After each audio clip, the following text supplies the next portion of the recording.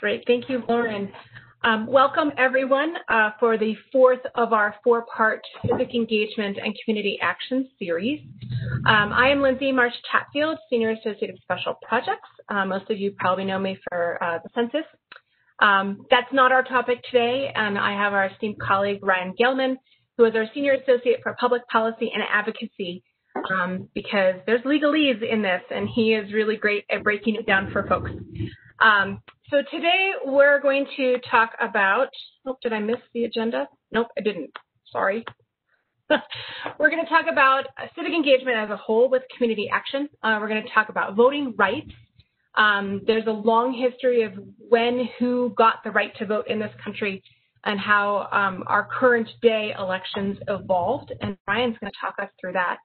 We're going to talk about what issues to look for in the next 12 days. I think it's 12 days between now and November 3rd, and some things that might happen after November 3rd.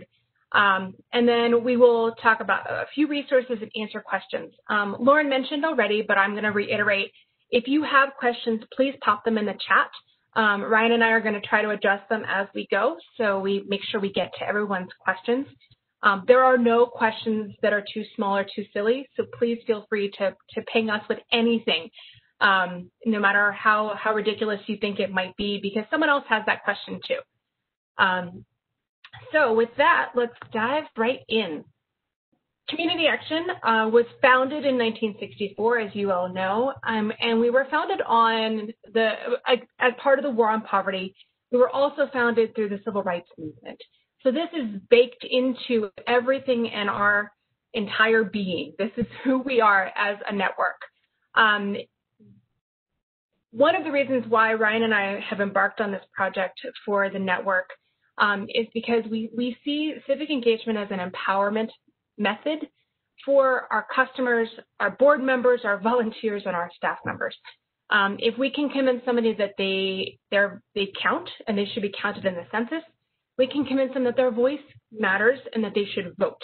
We can convince them and make it obvious to them that they should be involved in their community. It goes to the very core of our tripartite board and the idea that we help the entire community. We're not just helping people who live in poverty. We're raising up the entire community as we go. Economic Opportunity Act of 1964, the Office of Economic Opportunity, and the Community Service Block Grant make all of this pretty clear, that civic engagement is part of who we are. I'm going to turn it over to Ryan for voting rights. I think that you have the ability to make sure you can do the slides. There we go. And just going to reiterate, please ask questions as Ryan goes through this stuff. I will interject with my own questions, and I will ask your questions of Ryan as we go. Thanks, Lindsay. Hi, everyone. Thanks for joining us today. I know these are still crazy difficult times, and I know everyone's really busy. So today we're just, as Lindsay mentioned, we're just going to go through a short history of voting rights and then some current issues for 2020, a little electoral college refresher, and a couple of other issues like election protection. So just to get started on voting rights, the short history, there is actually no explicitly like an explicit guarantee of the right to vote in the original Constitution with the Bill of Rights. I think that comes as a surprise to some people because it seems like maybe the top or close to the top of the priority list for certain rights that Americans are afforded. Basically, the only things the original Constitution does is it says that states can come up with their own qualifications for who gets to vote in their elections. And then they also get to decide the time, place, and manner of federal elections in those states. There is another clause in the Constitution, the guarantee clause, that says that the federal government has to guarantee that each state has a Republican form of government. This has never really been used for litigation or the basis for any sort of enforcement action on the part of the federal government. Only those first two are things really that get referenced back. But obviously, since 1791, there have been multiple amendments to the Constitution. So for purposes of voting rights, important amendments are the 14th Amendment, that includes the Equal Protection Clause, that says if you treat, you have to treat all similarly situated individuals and groups the same under the law, and that applies to the states as well as the federal government. And then obviously after the Civil War, we got the 15th Amendment that says you can't discriminate because of race, color, or previous condition of servitude in the right to vote. The 19th Amendment that applied voting rights to women. And then the 24th Amendment that outlawed poll taxes. So it was illegal for states to require that you pay any sort of a tax in order to vote. And then the 26th Amendment that restricts discrimination on voting rights based on age. So then moving just like really quick, just going to like skirt through a lot of history in like 30 seconds. But basically after the Civil War, Reconstruction was in full effect in the southern states in the former Confederacy. Students of history will know the Compromise of 1877, which was basically between Hayes and Tilden for the presidency. And part of that compromise was that federal troops got removed from the former Confederate states. So when that happened, if anyone's interested in that, there's this great book, I think, called The Fraud of the Century, which is like an awesome book. Go read it if you're a history buff. It's all about that election and the compromise that brought an end to it. But basically, that compromise allowed southern states to start, it didn't allow, but it led to southern states enforcing all sorts of prerequisites for people of color, especially, to vote. Later on, in just a moment, we're going to get to the Voting Rights Act, which prohibited these, quote, tests or devices that were in use by states. So some of these were, like we see here, literacy tests, property tests that you had to own a certain amount of property in order to vote, grandfather clauses that said you could only vote if your father or grandfather had voted before the Civil War. There were all-white primaries in southern states. Obviously, something that we're still dealing with today is felon disenfranchisement, where if you were ever convicted of a felony, even if you served your time in prison and were released, you still couldn't vote. Poll taxes, obviously, and then voter purges. Lindsay, was there anything you wanted to say about voter purges? I know that's something that... Yes, I rail against voter purges on a regular basis. Ryan knows me pretty well. Well, and also poll taxes. Right now, we're also seeing some former felons who can have their rights restored to vote if they pay all of their fines, which essentially amounts to a poll tax. So these are still very real issues in 2020. With voter purges, you see a lot of secretaries of state around the country vigorously cleansing their voter lists. In 2016, I know that Florida went through a massive voter list cleanse. And voter list cleanse, you need to clean your voter list because people move and people don't necessarily notify the Secretary of State that they've moved out of state. And so people do stay on the rolls for a while. But one of the things we're advocating that people do right now is to make sure that you're still registered because some states, specifically states in the South these days, have done very vigorous voter purges. And if you didn't vote in 2018, you might have been kicked off the voter rolls, which ends up being a method of voter disenfranchisement. Awesome. Thanks, Lindsay. After these, political and racial unrest grew in the 1960s, that led to the Voting Rights Act of 1965. So the Voting Rights Act did a few different things. Basically, it prohibited qualifications, practices, or procedures to deny the right to vote based on race and color. So it's sort of like trying to make the 15th Amendment, more real, enforceable on the ground. It prohibited literacy tests and a couple of other things. It includes voter intimidation prohibitions. But the main thing that the Voting Rights Act did was it created a two-part mechanism for preempting discriminatory voting rules in states. So the first part was the coverage formula, which is Section 4.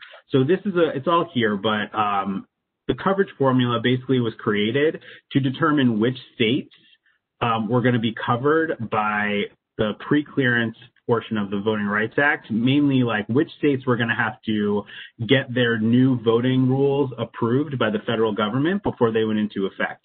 So as you can see here, it's states that had low voter turnout or a history of discrimination, and there's like a couple of other minor conditions there. So if you fell into this category, if you were a covered jurisdiction or state, because also it could apply to counties, it didn't have to be an entire state, then you had to go to the federal government, namely the United States Attorney General or the U.S. District Court for the District of Columbia, and get any new voting rules that you wanted to put into effect in your state or jurisdiction approved. This was partially based on the fact that the Attorney General at the time, Johnson's Attorney General, Katzenbach, was having a lot of trouble enforcing, like, it became too cumbersome to bring all of these different states and jurisdictions to court after they've put in these discriminatory voting rules. So basically, the Voting Rights Act was meant to sort of preempt the initial enactment of those rules to begin with, so that the federal government, the Justice Department, didn't have to like chase all these rules down and prosecute or, litigate every single one. There was also a 5-year sunset provision in the original Voting Rights Act, but as you'll see in a moment, there have been multiple amendments to the Voting Rights Act through the following decades. And right now, it's in effect until 2032. There is a little problem with that we'll see in a moment, which is a 2013 Supreme Court case where they sort of gutted part of the Voting Rights Act, but we'll get to that in a moment. But in the original, there was a 5-year sunset provision. The effects of the Voting Rights Act were pretty immediate, which is kind of saying something for a federal statute. Sometimes, it takes a little while for the effects of something to kick in. The Affordable Care Act is a great example of that. But basically, in the first 4 years after the VRA was passed, almost 1 million Black voters registered who were not registered to vote before, 1 million people. And just to put that in context, we have this chart here from the Congressional Research Service that were all of these states, the southern states, and what their African-American registered voter percentage was in the years leading up to the Voting Rights Act, and then in the year after it was passed. So if you just look at, like Alabama, goes from 1.2 to 5 to 11, and then jumps up dramatically to 51.2%. Also, the number of Black elected officials in southern states doubled after the 1966 elections, which were the first set of elections after the Voting Rights Act was passed. And this is just a list. The last bullet here is just a list of states that were originally covered and jurisdictions that were originally covered by the coverage formula in the Voting Rights Act.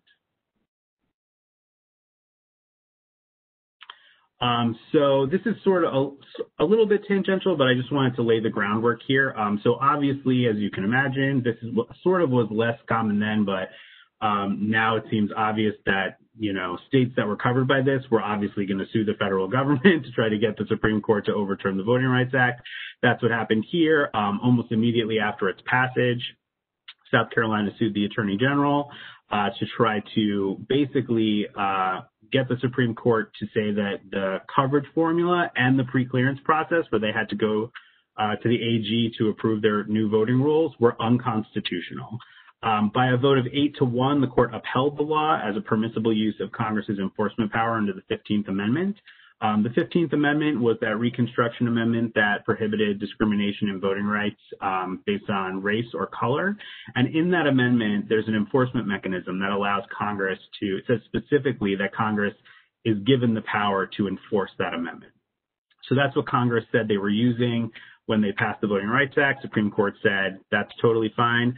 These are some great quotes from Chief Justice Warren. He said that Congress had full remedial powers under the Enforcement Clause to prevent racial discrimination in voting, and that the act was a, quote, legitimate response to the insidious and pervasive evil that denied Black people their right to vote.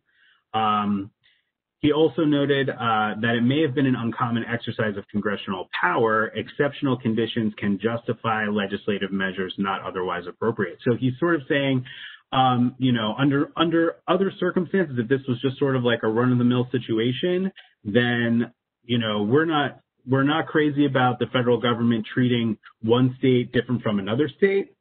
That's not really how our federalism system works. But in these extenuating circumstances or exceptional conditions, we think this is totally fine. And 7 other justices agreed with him.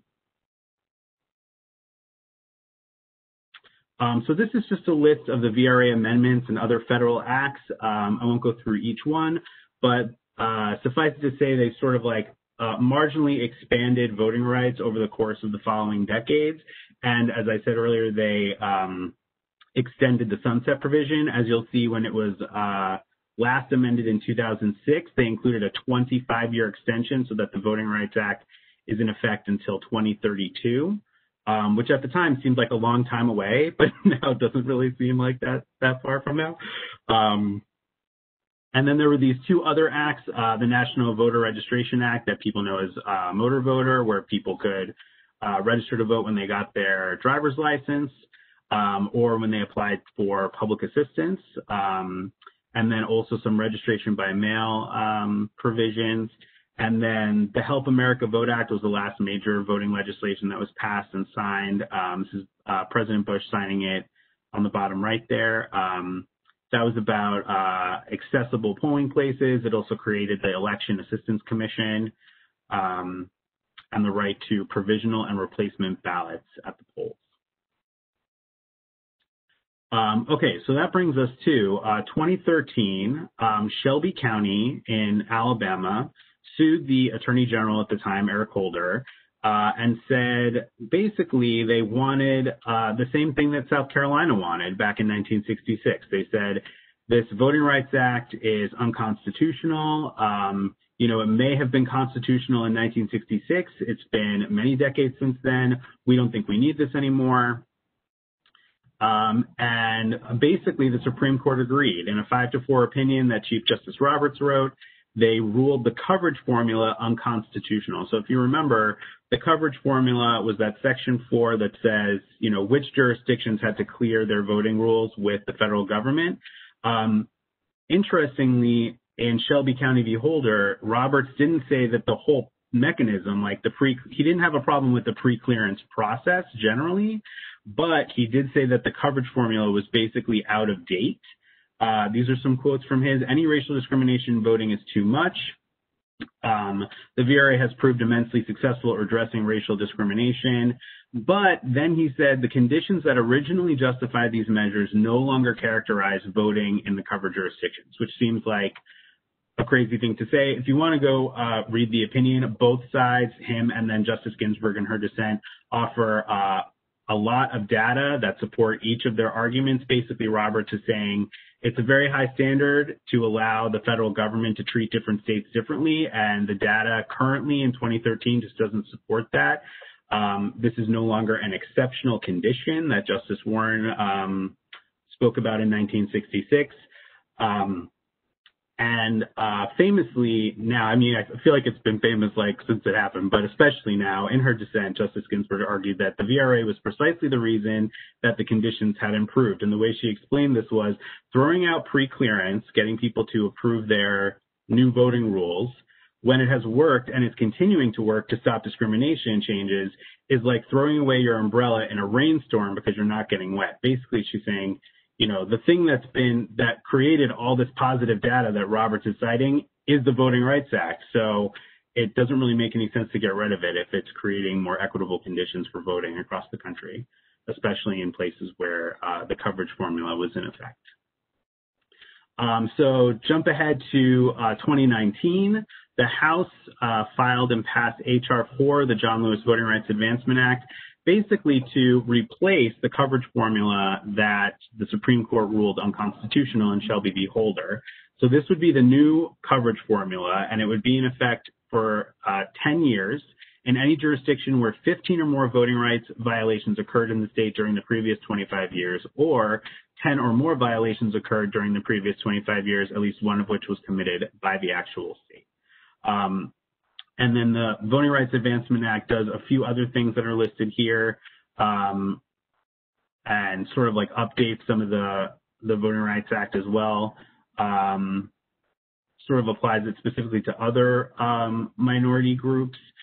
States and political subdivisions have to notify the public of changes to voting practices.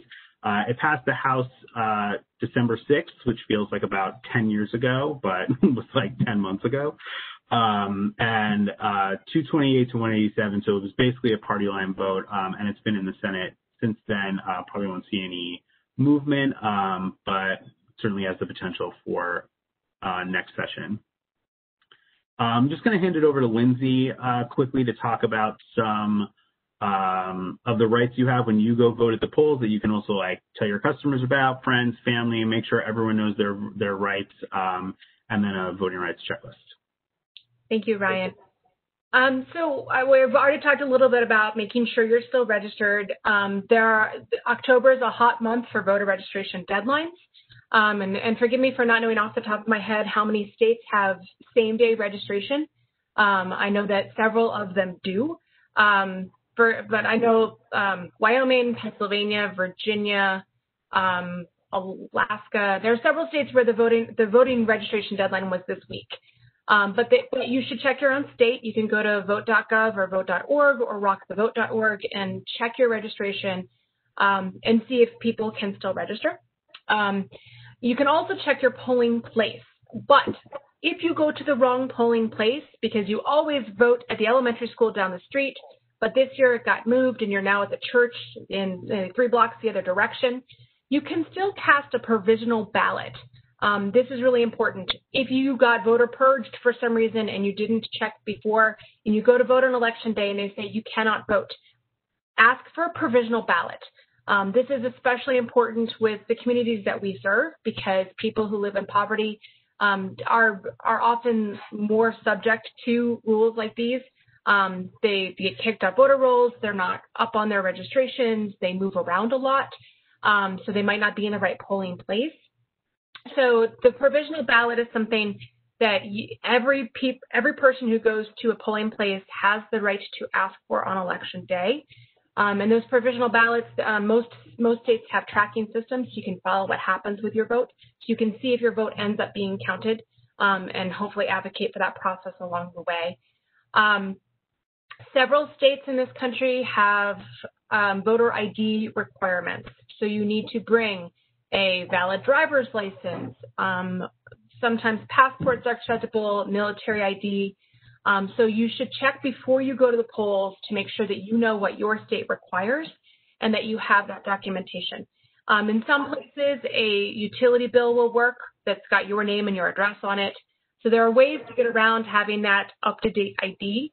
But one thing that you should check to make sure is that your voting address is the same as on your license.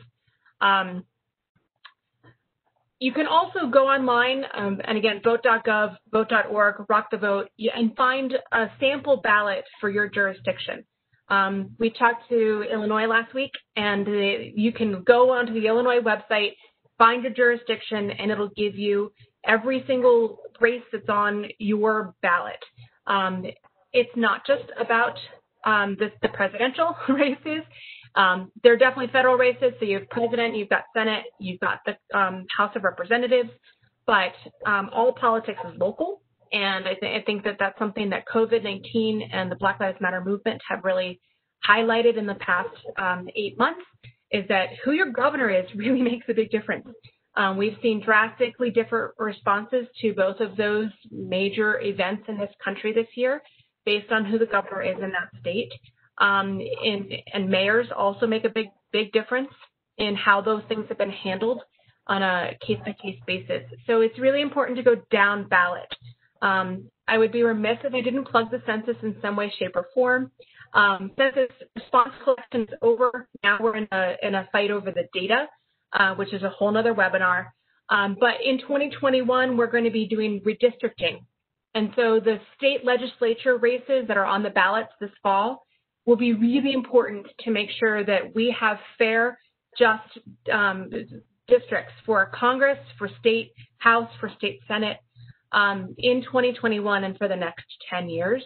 So please take a look at your state legislature races really carefully and make sure that you cast a vote for those races. There are also all kinds of ballot initiatives. I think we had 6 pages on our ballots here in Colorado.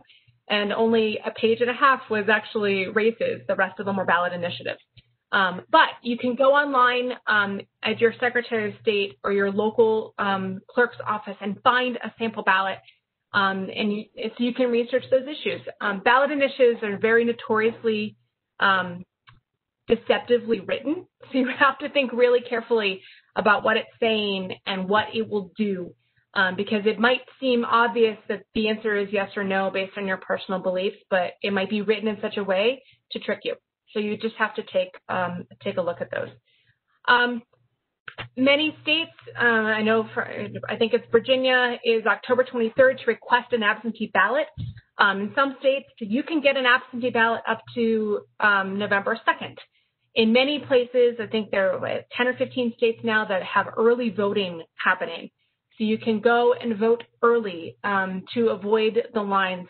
Over the summer, we were really pushing absentee balloting and mail-in balloting, which are the same thing. Today, we're really pushing early voting if you can. So if your state has early voting, please go early instead of going on November 3rd if you have that capacity, to free up those lines for people who don't, especially in underserved communities. Georgia opened up their early voting, I want to say last week, but time is a weird construct these days. And the lines were outrageously long in communities of color, which is great that we have high turnout, but it's not great that these people have had to wait in line. Interesting note is that in Georgia, it's a county by county system. So it's not that the Secretary of State is just dictating how many polling places each county has. It's a county by county decision. But that doesn't mean that people who live in communities of color and people who have low incomes aren't being affected disproportionately by those rules. So anything and everything we can do to get the vote out now is really, really important. If you get a mail-in ballot and you make a mistake, you can request a replacement ballot. You can also do that in person on election day, or if you go vote early, you can do that in person. So you just need to bring your ballot with you if you have a mail-in ballot and you mismark it. There are also instructions on all of the ballots that are going out by mail on how to fix an error. So read those instructions carefully. Don't think that if you make a mistake and you don't fill in the bubble, the right bubble, or you make a mistake filling in the bubble, that your ballot is then invalid. There will be a lot of ballot curing also this year, which is after the election, if your signature doesn't match what's on file, or if there's a question about what you meant to do on your ballot because a bubble isn't filled in perfectly, you have an opportunity to do what's called cure your ballot, which essentially means that in some states, you can go online and verify that it's you. In Colorado, when you register to vote, you have to sign, and if your signature doesn't match closely enough to what you signed up to vote for and what you put in your envelope, you'll have to go through a ballot cure process. It's important to make sure that if you mail in your ballot or you drop it off at a ballot box, that you try to track it to make sure that it's been accepted. Our system's great because we do vote by mail here, but I got a text message when my ballot was received. I got a text message when my ballot was counted. If I hadn't, it would have been on me to go to the Secretary of State's page and make sure that I tried to track my ballot to make sure that it counted. We just want everyone's voice to be recorded this fall because everyone matters. That's been a common theme for all of our civic engagement stuff. I think I hit all of these,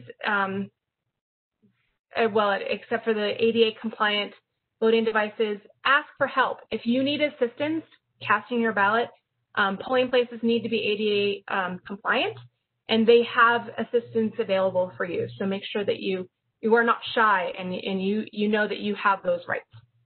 I'm going to turn it back over to Ryan for current issues, although I'm sure I have some stuff to add for that as well.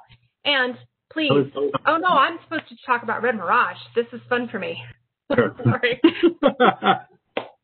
I haven't seen any questions, so please ask us questions. I know this is dense. So there will be a lot of mail-in ballots this year, especially because we are entering a third wave of COVID-19. So a lot of people have already requested absentee ballots. An important note is that if you decide to go vote early because your state allows that, you already have your absentee ballot, you can do that. Simply take your ballot with you and turn it in. What you cannot do is fill out your absentee ballot and vote in person. That is voter fraud. You can't do that. But if you decide to change your tactic and change your voting plan and go in person, you can certainly do that. So vote by mail and the red mirage. There's a lot of talk these days about the election results. We might not know who has won on the night of November 3rd. This is because several states will not allow absentee ballots to be counted until the day of the election. So even though people have been voting for weeks now, several states have been collecting these absentee ballots and mail-in ballots, and they just have to let them sit until election day. Pennsylvania tried to change this rule to get a jump on counting these because they want to have results available as quickly as possible, and they don't have enough machines and enough manpower to do the whole job all at once. So we'll see what happens there. But what might end up happening, because the political divides in this country being as they are, people who are more concerned about COVID-19 and going out into public to cast their ballots have been requesting mail-in ballots more often than people who aren't as concerned about the virus. We're expecting that there will be an influx of Republican votes that happen on election day, and that a lot of vote by mail will be lean more Democratic. Bottom line, those ballots might not be counted all on election day, and there might be what's called a red mirage. So we might think that based on results on election day that President Trump is winning re-election.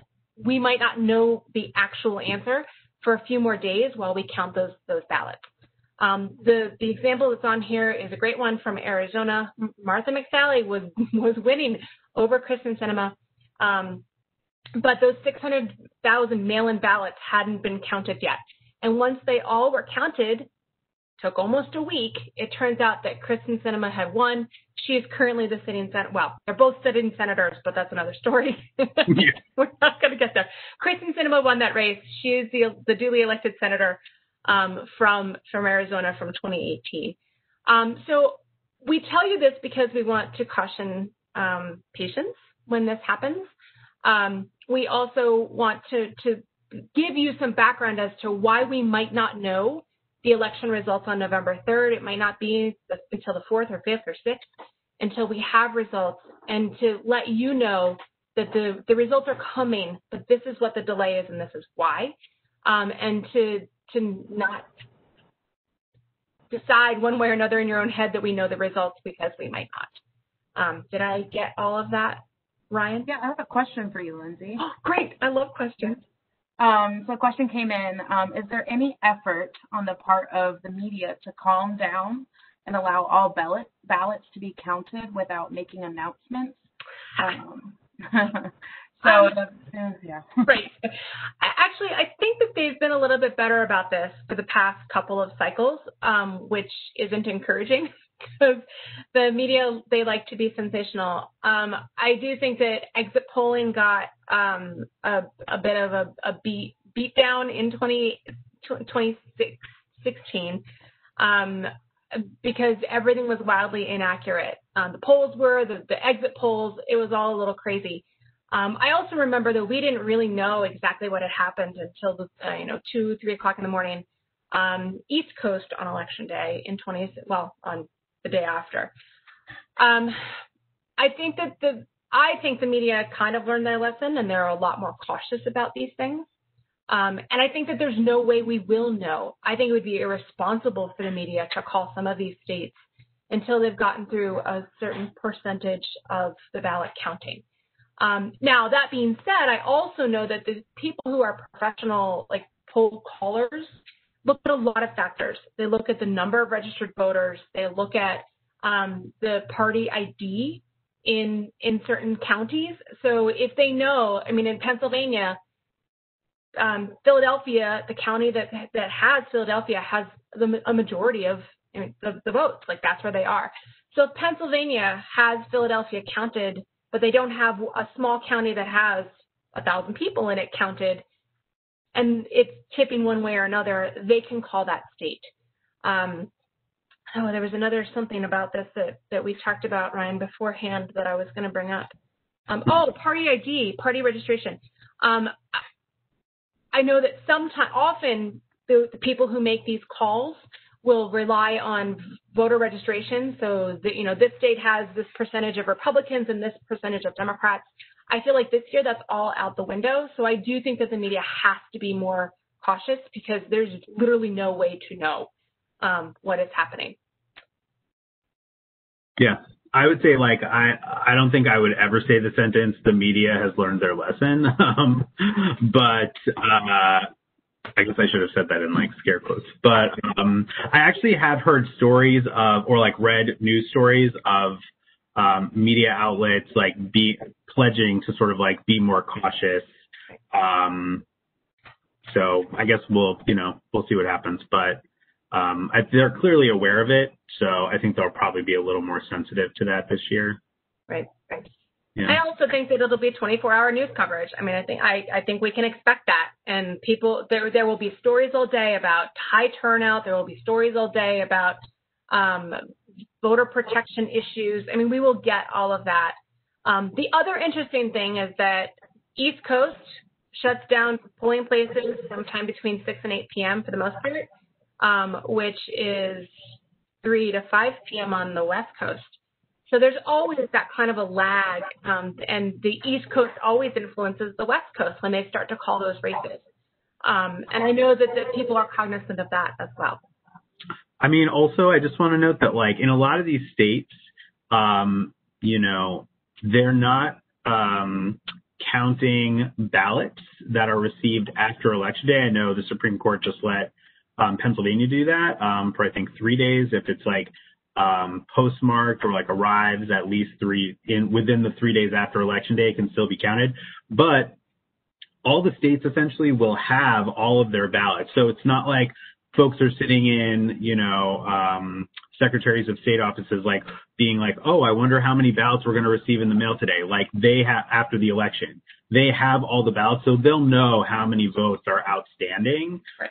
Just like in this Arizona example where they knew they had 600,000 ballots to count still.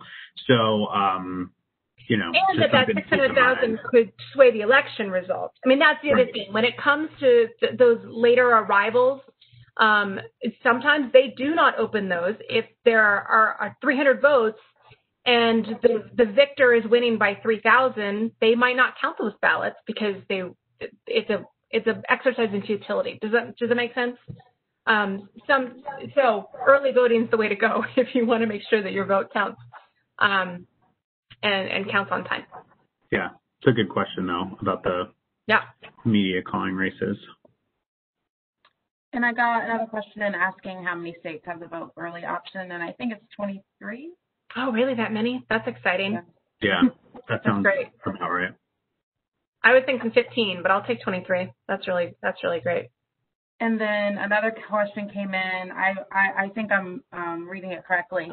How will with early voting and those votes being counted, and the vote by mail, how will that impact the red mirage?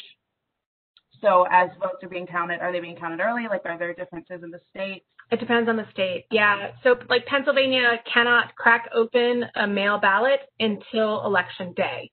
Yeah. So I don't know if that means that at 12:01 on November 3rd, they will start opening those envelopes as fast as they can to count them. I think that that's what the plan is.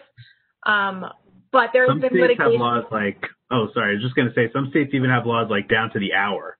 Right. They'll be they can't open the mail-in ballots until 9 a.m. on Election Day. So. But this is another reason why early voting is better. If you can go and put get your ballot in and have, it depends on where you are, what kind of a machine they use, right? Is it a lever machine like the ones I practiced on in high school? Are they Scantron machines? Do they have a paper trail? We can get into all kinds of voter methods. But if you can get your ballot counted by early voting, that's one of the reasons why we're pushing that, because we want to prevent this backlog of absentee ballots and vote by mail ballots that need to be counted on Election Day. And the base of that's a good question. The base of the answer about the red mirage is basically that registered Democrats who have been polled are twice as likely to vote by mail as registered Republicans. So the idea being like, if in these states where they can't count mail-in ballots until election day, like they can't start, then all the ballots that were cast in person on election day are going to get counted, and those may sway more Republican. And then at little over time, as those mail-in ballots start to be counted, there's a possibility that more of them will be Democratic votes. So then it'll look like a Republican has won a certain race, but by the time everything is counted, then the Democrat will have won. Lindsay, do you want to talk about election protection, and I'll take the litigation piece? Sure. Well, I got one more question that just. Go ahead. Go ahead. Great, thank you.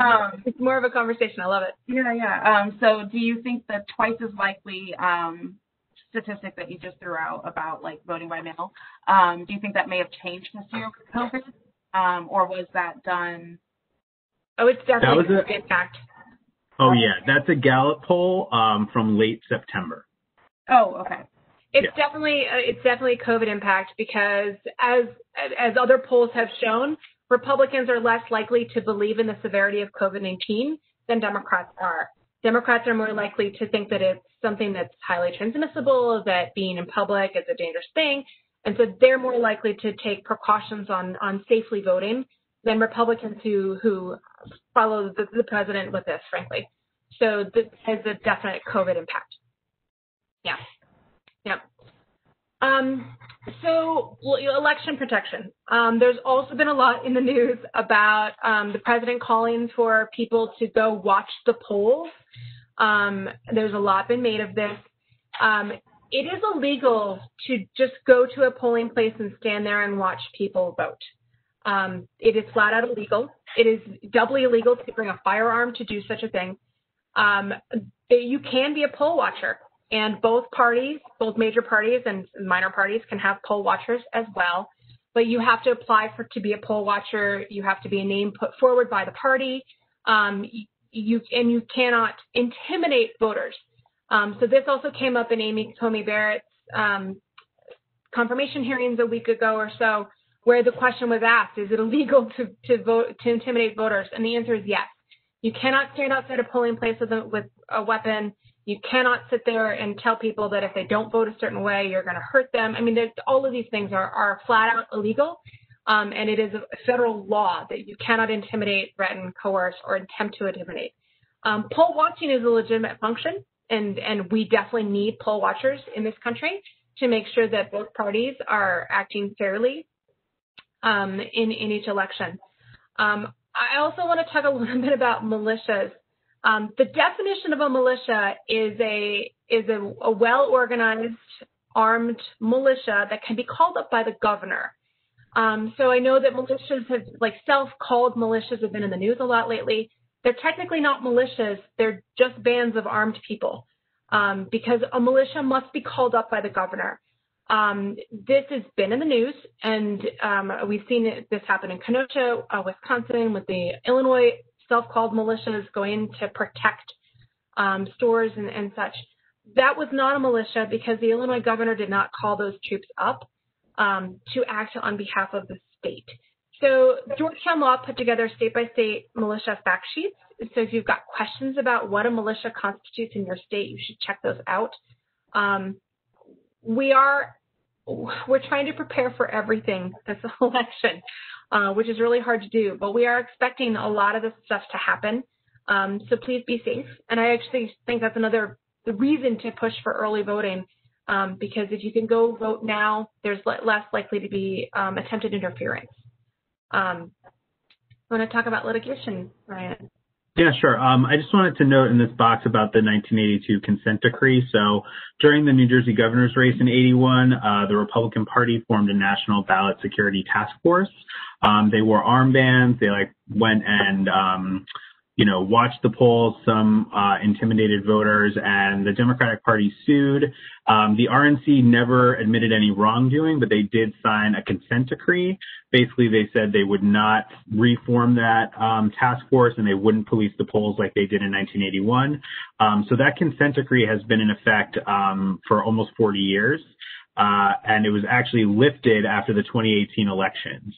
So this election cycle, 2020, will be the first year where that consent decree is not in effect. It's unclear what kind of an effect that's going to have on the election, or if Republicans are planning on doing anything that technically they couldn't do before because of the consent decree. We don't really know that yet, but just something to keep in mind. There's also election litigation going on. I feel like I can really say literally all over the country, because almost every state has different laws, as we've talked about elections and how they work in that particular state. So these are just some resources here. The Brennan Center for Justice is nonpartisan, and they have a whole list of court cases that either they've been involved in or that they're tracking. Also, both political parties have websites. The RNC's website is Protect the Vote, and the DNC website is Democracy Docket. And both actually have, they have the cases that are ongoing, any like wins and losses, but they also have a lot of good information about like what their top priorities are, what they're trying to do through these litigations. I will also note too, not that this is super meaningful, but in 2006 there was a case before the Supreme Court, Purcell v. Gonzalez, I think, that said, where basically the court said it's sort of like called the Purcell principle, where rules about elections shouldn't be changed close to an election, obviously, so that people know what the rules are while they're like going into an election season. But true to form, the court has never said, a month out or 6 weeks. It's just sort of like a nebulous, sort of like close to an election standard. So just throwing that out there, but Ryan, it creates problems. Ryan, if the RNC or the DNC decided to form something like the National Ballot Security Task Force again, do you have a sense that it would be struck down? Is it that this would precipitate another legal battle? Because it sounds like voter intimidation to me, the layman. Yeah, it certainly could. I mean, that's what happened in 1982, obviously. I don't know what anyone's guess, like what the outcome of that might be, but like what the outcome of a case like that would be, but yeah. And I got a question in about why the 1982 consent decree was lifted.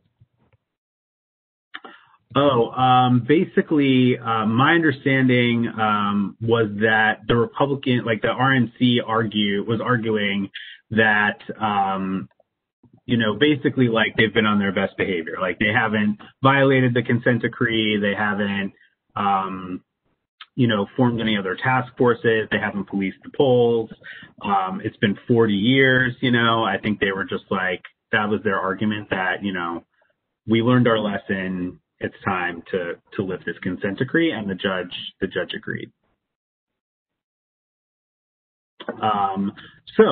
Just want to do quick Electoral College refresher. I know we're all very familiar with this map. The Electoral College was created in the Constitution. Basically, each state gets to appoint their electors however they want. And the number of electors per state is the number of senators and representatives.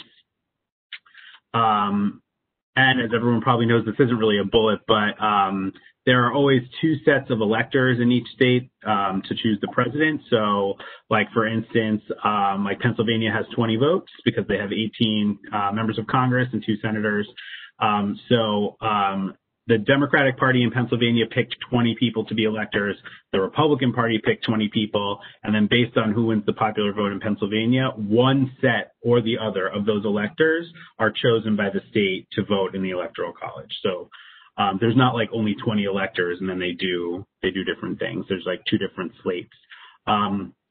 Since the Constitution, but not long after, I think early on, 48 states and D.C. have chosen to award all their electors to the candidate who wins the popular vote. These are called winner-take-all statutes. And I think I don't think I have it here, but by 1836, I think like 3/4 of the states, or maybe like 80% of them, had put winner-take-all laws into effect. Kind of interesting, but also intuitive, where I think the way it started was in 1800, Jefferson, wanted all the votes from Virginia. He didn't want Adams to be able to get any of those votes. So he asked the Virginia legislature to pass a winner-take-all law, and they did. And then Adams asked Massachusetts to like create a winner-take-all law so that none of the Massachusetts votes went to Jefferson, and then it was just like a domino effect. So after the electors cast their votes on the Monday after the second Wednesday in December, that's December 14th this year, they create 7 copies of like those certified votes, and they're sent to various places. The most important one is sent to the President of the U.S. Senate, who is the current Vice President of the United States. And they are sorted into 2 mahogany boxes. One box is for states A through M, and then the other box is for states N through W. And they are kept there until the Vice President presides over a joint session of Congress, January 6th.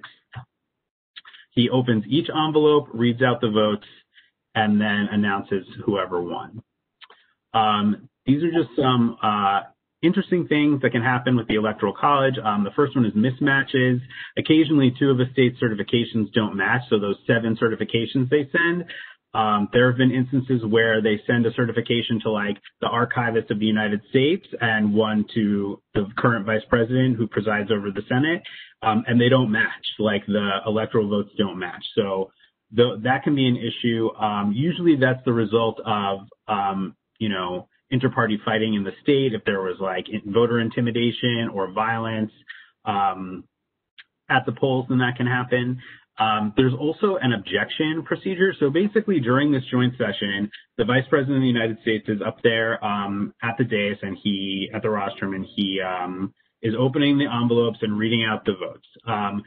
So if someone wants to object, like let's say the vote is like the 20 states from Pennsylvania, and someone thinks there's been voter fraud in Pennsylvania, or for some reason those electoral votes are inaccurate, they can object. So if a single member of the House and a single member of the Senate both object to the same state's electoral votes, the joint session is paused, and the Senate goes into session and the House goes into session. They both debate that one state's electoral votes, and then they take a vote.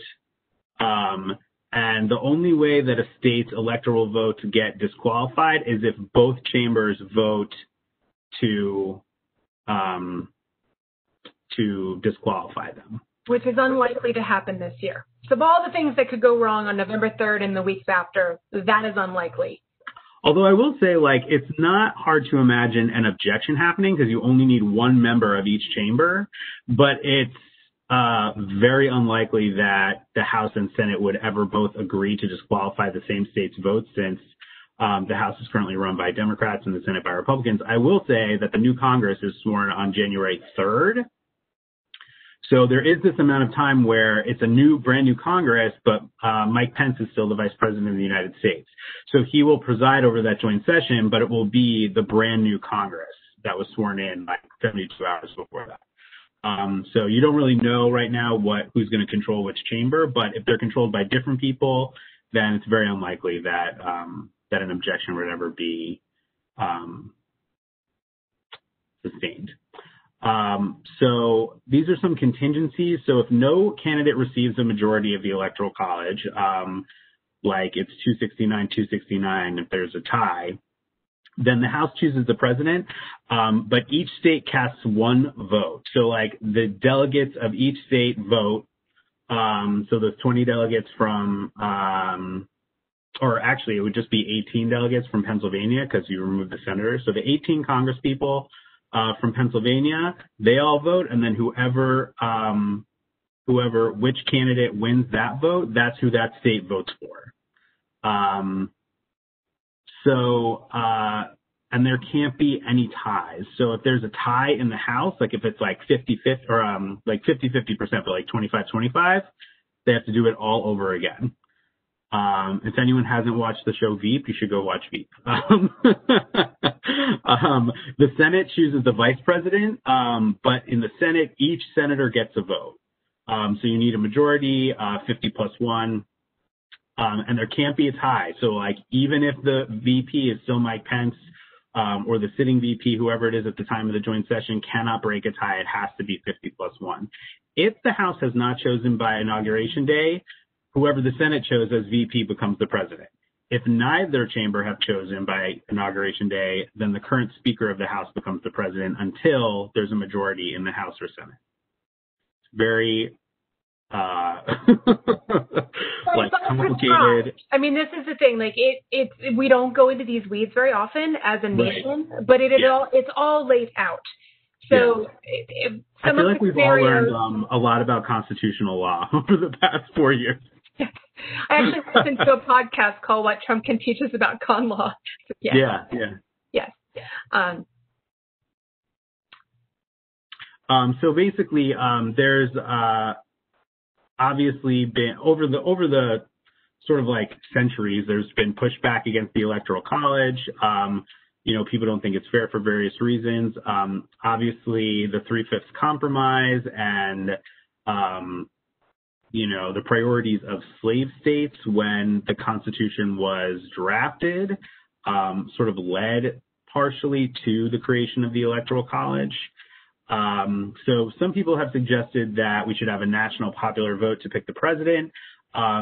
This is, if you think about it, I guess the main argument for those people is like, it is a little bit strange that in every other election in America, from senator down to like, your local education boards, et cetera, whoever gets the most votes wins the election. Like the presidency is the only election in America where that's not the case. So this is one of my favorite quotes from James Madison. He's talking about why the Electoral College was put in place, and it happened at the very, very end of the Constitutional Convention. It's like the last week. It was like they kept putting it off, and then finally they were like, all right, we have to deal with this because like we all want to go home. This convention is ending. And so he says, as the final arrangement of the Electoral College took place in the latter stage of the session, it was not exempt from a degree of the hurrying influence produced by the fatigue and impatience in all such bodies, right? So they were basically just like, we need to get out of here. We are so tired of like talking to all these people. Let's just figure this out right now. So it was one of the things that was like an outlier. Everything else was like done, set, including the 3/5 compromise, everything else. And then there was like a short list of things that they had to figure out. And basically, since the first proposed amendment to the Electoral College was introduced in Congress in 1797, there have been more than 700 attempts to reform or abolish it, which is like a crazy number. The last time we got close, I think, was in 1970. Birch Bayh was a senator, I believe, and he was pushing hard for it. He might have been a congressman, but there was huge support across the states for abolishing it. The House passed a constitutional amendment to abolish the Electoral College, and it died in the Senate. So that was like the closest we came before. As I was talking about earlier, winner-take-all laws were widespread by 1836. Basically, a lot of people are on record opposing the Electoral College, including like, Thomas Jefferson, James Madison, Richard Nixon, Hillary Clinton, Donald Trump. Like lots of people don't like it. Even people that won the Electoral College don't like it. And I think current polling is like about 61% of the American people are supportive of abolishing the Electoral College and changing it to a national popular vote. There are a couple of like main arguments. People that are against abolishing it think that it will be unfair to small states, unfair to rural areas.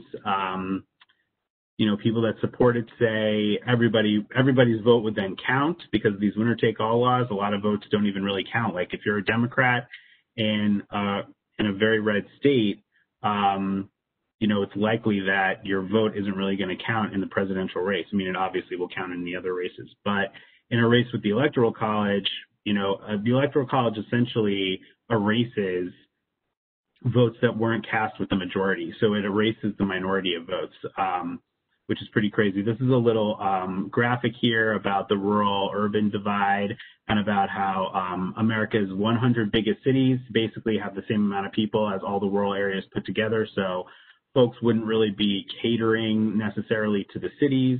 Something that Electoral College supporters always say is, you know, the small states will get ignored if the Electoral College is abolished, as far as like where the presidential candidates go, like where they visit and do rallies. But, you know, now, as mostly everyone knows, you know, unless you live in like Ohio or Florida, or North Carolina, I guess now, or a couple of other places, you know, they don't really visit very much because they're quote unquote safe states. So they really only visit these battleground swing states. But if you had to like really get everyone's vote, they really would have to go a lot more places. The last thing I'll mention is a few states have gotten together and put together this National Popular Vote Interstate Compact.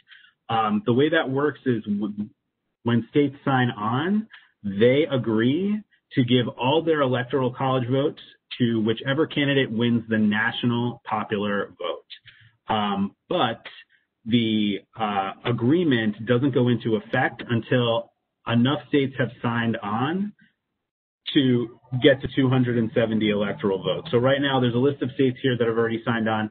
They're up to 196 electoral votes. But there were a few states that have filed legislation to sign on that never went through. I think like 3 or 4, and that would bring it up to like 250 something. So, you know, it's always possible. As you can see, there's a definite pattern of these states that have signed on. They're mostly quote unquote blue states. But unfortunately, like everything else, this idea of abolishing the Electoral College is not immune from, you know, political action. So obviously, you know, I think there were bills in a few states that were primarily controlled by Republicans, and they were fairly supportive. They were moving through the process. And then after 2016, they pulled their support. They're now in favor of the Electoral College. So, you know, and Democrats have done that in the past. It's sort of like gone back and forth. But I will say that we're purple here in Colorado. Just want to point that out. We are a very purple state. Right, yeah. Yeah, that's fair. That's fair. They're not all totally quote unquote blue states. And that's it. Lindsay, did you want to add anything about the Electoral College? I could just like talk about this forever. Oh, actually, there's there's a great book by Jesse Wegman called Let the People Pick the President. It's a super easy read. Like some of these history books are like hundreds and hundreds of pages. This is like, I don't know, 230 pages. It's a really great read because it kind of like steps through the history and then just like the main arguments involved on both sides. So I would recommend that book if people are just interested in like a little more information about how the Electoral College was formed, who's for it, who's against it, how we can change it. Yeah, sorry. Go ahead, Lindsay. No. So we are at the resource section. We've been answering questions along. So we have a couple. Somebody was talking about how it's sad that people are standing in line and that people have to do that in order to exercise their right to vote. I agree. It's tragic. And again, we know that this disproportionately affects communities of color and impoverished communities. We know that the people we serve tend to be where these impacts are the worst. I would also say, though, that something like, 35 million people have already returned their ballots, which is more than double where we were at this point 4 years ago. So if nothing else, I am heartened by the fact that the past 4 years have really engaged Americans in our electoral process. More people are paying attention that have in my lifetime. This is an important election, and people are showing up. So yes, they shouldn't have to, but my God, they're willing to, which really makes me feel good about democracy. So that's just, I feel good about that. We've talked about registering to vote, updating your information, encouraging others, make a plan, help others make a plan to figure out how it's best for them to exercise their right to vote. We've also talked about encouraging others to register within your agency. You can do this work if you are not CSBG funded or are completely CSBG funded. So if you are 25% CSBG funded, you can do this work with the other 75% of your time. And we've done a webinar on this with Cap Law. We have more than enough information, so please ask us questions about that if you have them. But one of the things that we've been pretty good about is creating state-by-state GIFs and election protection GIFs and graphics that you can share.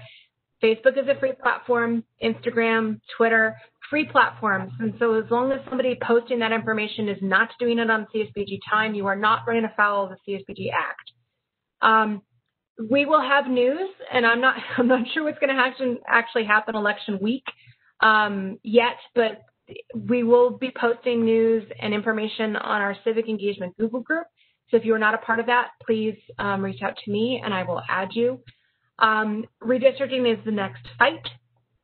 So that's what we're hoping to do work with. And there are 10 to 12 states where local voices can really impact the redistricting process in 2021. So my goal, my ideal is that we work on those 12 states. Also, New Jersey and Virginia have statewide elections next year. So that's a preview of what we're hoping to do with civic engagement work next year. I have a question for you. Okay. Yeah, go for it. Someone was asking about the push to make Election Day a national holiday, and then the importance or like how that would impact accessibility to voting. I have thoughts about Election Day being a national holiday. That's probably not a popular opinion. I actually disagree with the idea that that's what we should do, in part because I think it disenfranchises blue-collar and low-income workers. White office workers, white-collar workers, they get the day off. They're more likely to take a four-day vacation, in my opinion. And people who work blue-collar jobs in the service industries and the like will end up still working on Election Day. I don't think it does anything to forward our goal of engaging more people in the process. I thought this before I moved to Colorado. I lived on the East Coast for most of my life. Vote by mail, in my opinion, is the best way to engage people.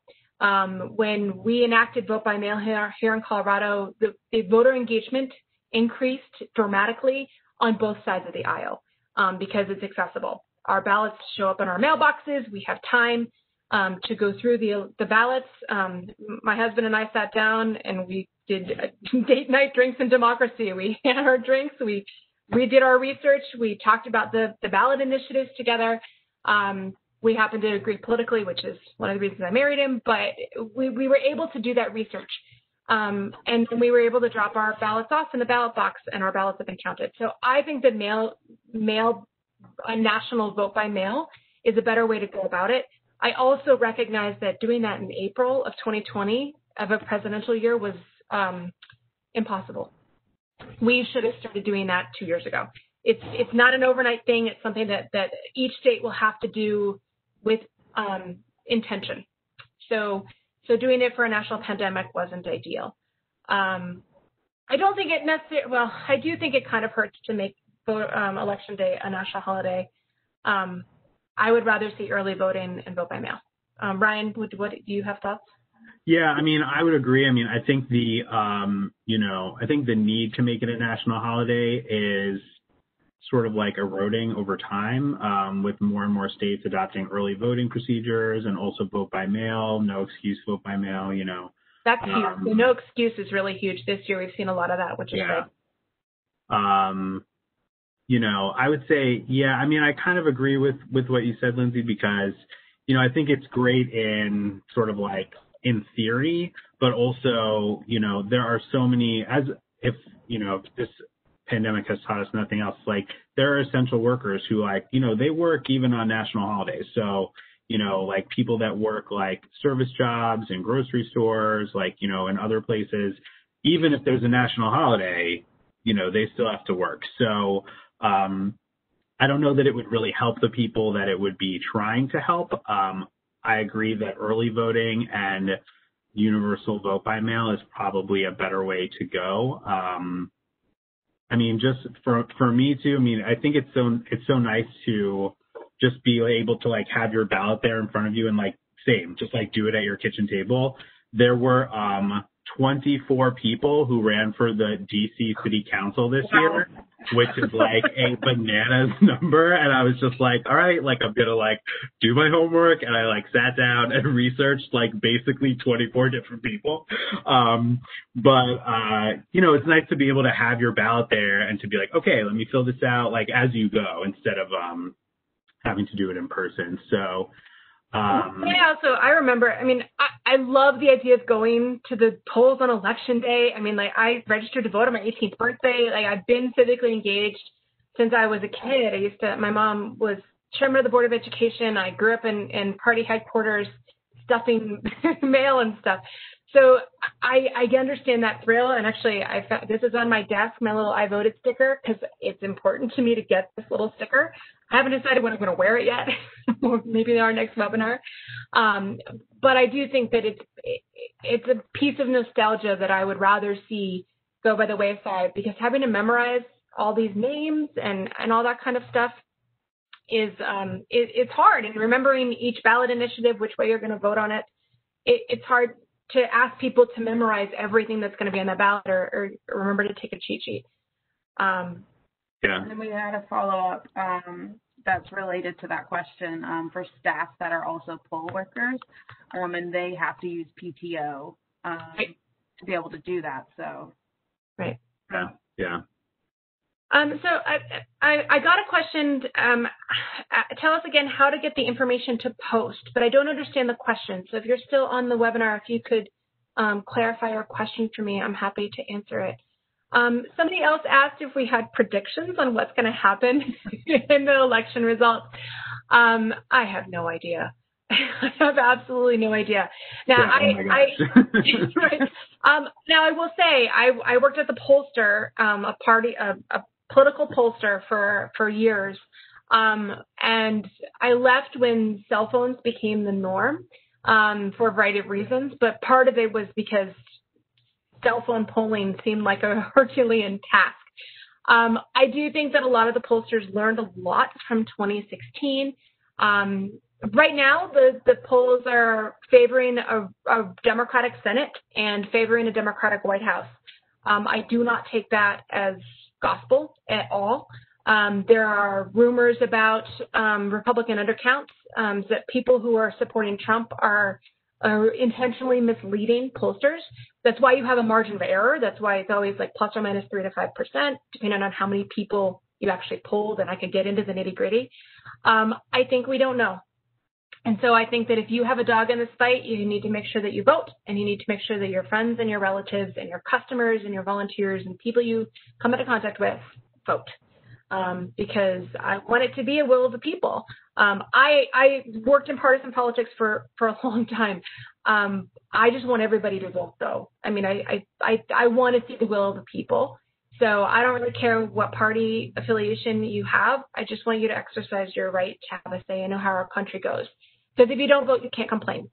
And I know a lot of people have been complaining lately. So I hope you all voted in 2016. See, did we get a clarification on that question? Oh, you mentioned posting to Instagram. Okay.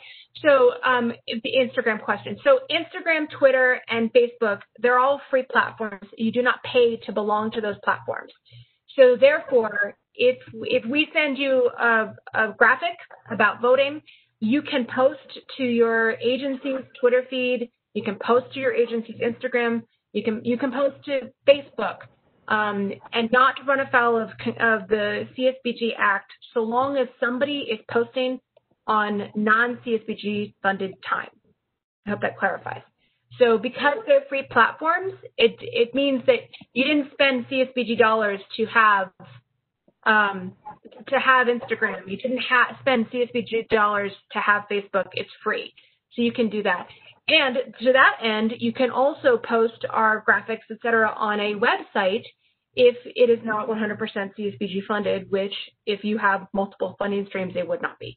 So I would not put a graphic on a CSBG page on your website that's dedicated to the CSBG Act or CSBG services, but you can certainly put it elsewhere in your website so long as you have multiple funding streams. I think that's there's also an argument to be made that I actually don't know if cap law has ever really weighted on this fully, but there's an argument that the CSPG Act really only prohibits voter registration activities, like that's the actual text of the law. So there's an argument to be made that if you're just trying to get out the vote or encourage people to vote or providing them with resources about how to find their polling places to check, where they're going to vote, or about like vote by mail rules or something like that, that those CSPG rules wouldn't apply. Might be interesting to get cap law's take on that, but also if you're a C3, obviously all the C3 rules still apply. Yeah. But also Head Start can, and this is something that we're going to talk more about next year. If you have a Head Start program, you can have the League of Women Voters, you can have Rock the Vote, you can have a nonpartisan third-party entity come and have a voter registration table at your offices, and you should. Frankly, you should. You should be encouraging everybody who is 18 as of Election Day, who is a U.S. citizen, to be casting their ballots on Election Day for every race. For primaries, I mean, we just want civic engagement. And part of that is because we believe the more engaged our customers are in the world around them, the more they believe they have a say, the more they believe that they can influence the cities that they live in, or the town, or the rural outpost that they live in. They have a say in what happens in their community, and it makes our community stronger. Yeah. We've gotten some questions about what happens if the president decides that he doesn't really accept the outcome of the election. I feel like nobody really knows, but some sort of like baseline moving pieces that are in place are that obviously you can always challenge a vote count in a state. If there's a recount, like for anyone who lived through the year 2000, every state has different recount thresholds and different rules. So that's probably where a person who wanted to challenge the outcome of the election would start, in like specific states where they thought that they could get a beneficial ruling. After that, there's the objections in the joint session after the Electoral College votes that we talked about. That doesn't seem likely since the chambers are controlled by different parties. So I just feel like there's always, this is just sort of like, not to go off on a tangent, but this is like a pet peeve of mine when people always say there's like a constitutional crisis. But I feel like my threshold for constitutional crisis is very high. Like for me, a constitutional crisis is something where like the Constitution literally did not foresee this ever happening. Like there's no answer in the Constitution for this, right? So there's actually built into the Electoral College a procedure for challenging the votes of a particular state.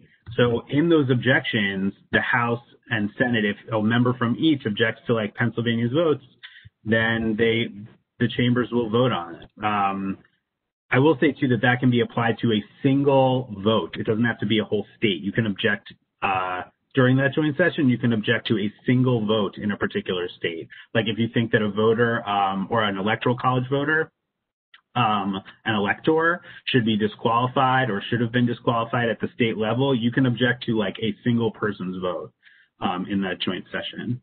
But those are basically the two different formal ways of challenging the election results. I will say, like, as soon as the vice president is finished counting and there are no objections and he announces the winner, that is essentially Congress certifying the election. So Congress is saying, whoever got these votes, like, that's who the president is. I think it's also important to note, something that Lindsay has brought up before, that even if a president wins re-election, they are still two distinct, like, discrete terms of office. So the current president's term ends at noon on January 20th.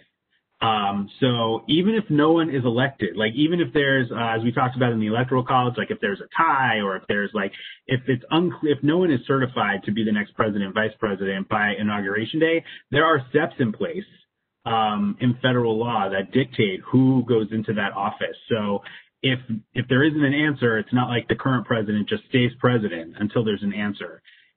his term ends at noon on January 20th, and then, you know, the Constitution and federal laws take over as far as like who serves in that position until an answer is decided on. And I would also say there's talk about what if Trump loses and he won't leave the White House? Okay. Just living in the White House doesn't mean that you're president. The powers, I mean, and there's a machination that's like civil servants that make these things happen in our democracy. So it'll be okay. And also, I just want to say, like, if it will be okay, hopefully. But if Congress certifying the election adds quite a bit of legitimacy to whatever that outcome is. So it would be difficult for any members of Congress to then turn around and say, I mean, I'm sure they will, but turn around and say, no, this election was not appropriate, because they have, as members of Congress, they have the opportunity to object to those exact election results, like in that joint session. So if they, if they don't exercise that right in the moment, it's sort of like saying, okay, we accept these results. So I would say that if Congress certifies the election, then,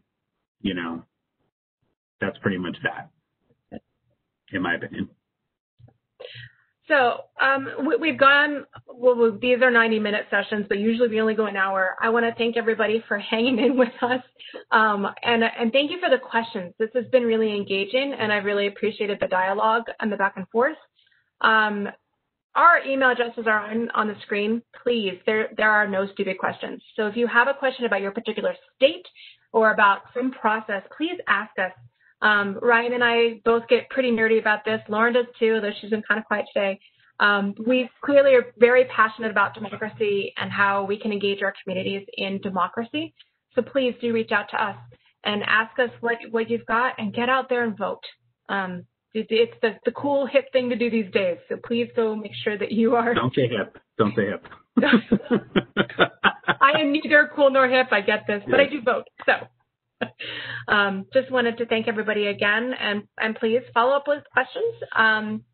You know how to reach us. So with that, any final words, Ryan? No. I would just say, please email us if you have questions about, even if you're, wanting more information on any of the information that was on the slides, like where that information came from. If you want to learn more about any of that stuff, please let me know. Shoot me an email. Great. Thanks for joining, everyone. Have a great afternoon. Everybody.